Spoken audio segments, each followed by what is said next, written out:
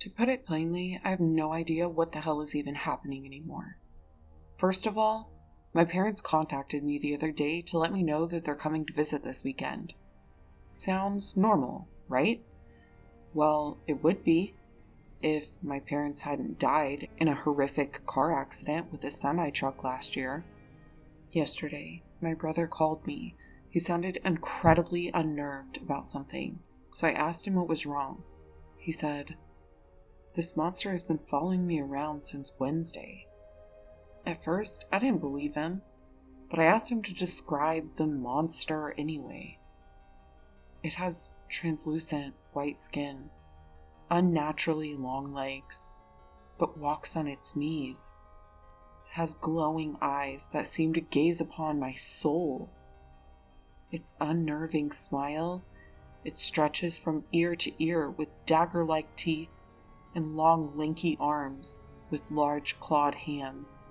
A wave of chills suddenly flowed over me, causing me to freeze up. I managed to regain my composure and asked him where he was when he noticed the creature. I was walking downtown to get some food for my cat when I noticed something moving in the parking structure across the street. I focused on it and watched for a moment, and that's when I noticed a face peeking up at me from around a car on the 7th floor of the structure. That godforsaken smile perpetually etched into its skull. I was petrified, just attempting to visualize this creature. Ugh. "I've got to go. I'll call you back later," I said as I hung up the phone. Is he crazy? Am I crazy? I don't even know what to believe anymore. My brother called me again. What he said sent a tsunami of pure, unrelenting fear through my entire body. I met the monsters last night. I was taken back. How is he alive? What happened? I asked him. When I finally fell asleep last night, after hours of tossing and turning, worried about the monster, I was quickly awakened by a scraping sound.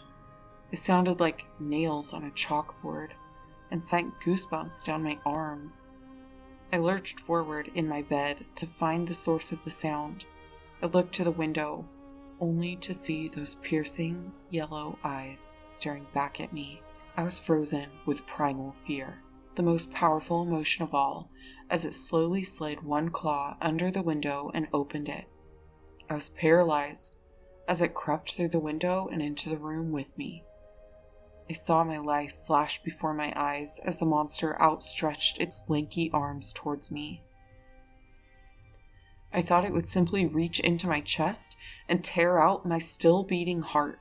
I was surprised when the monster gently scooped me up into its arms. It cradled me like an infant as it crept back outside through the open window. As we crept towards the forest, the creature pushed itself off of its knees and now stood at its full height, well above the treetops. It strode through the forest with an elegance not befitting a creature of its appearance, and as it cradled me, it began to sing one of the lullabies that Mother used to sing to us at bedtime. Its voice was that of a beautiful woman, but much more eerie. It was as if someone had taken a recording of an opera and layered it on top of itself, as if it were hundreds of voices singing at once. When I awoke, I surveyed my surroundings.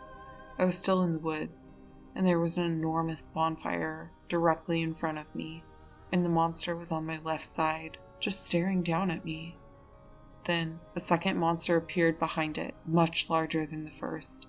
This one spoke in a deep voice that once again sounded like 100 voices at once. "My son, it has been far too long. Your mother and I have missed you dearly. I should have been terrified, but instead, I only felt loved. We have brought you a gift." With this, it put forward in its hand a children's book. It was one of the books that our father used to read us as children. And as I groggily grabbed the book, the emotions I should have been feeling before hit me like a Mack truck. As I began to lose consciousness, Father said one more thing. "Tell your brother we have a gift for him too."